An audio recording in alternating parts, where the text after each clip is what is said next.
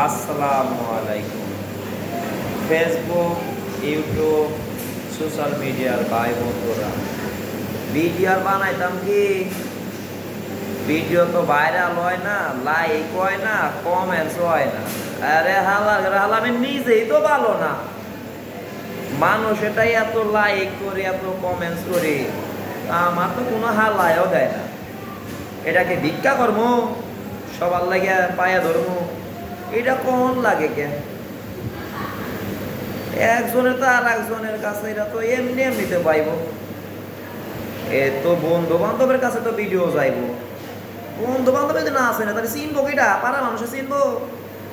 থাইল্যান্ডের সেরি করে তোমরা দেখা দেখা ভিডিওতে লাইক দিবা, তারপরে জাপানি সেরি করে দেখা তোমরা লাইক দিবা।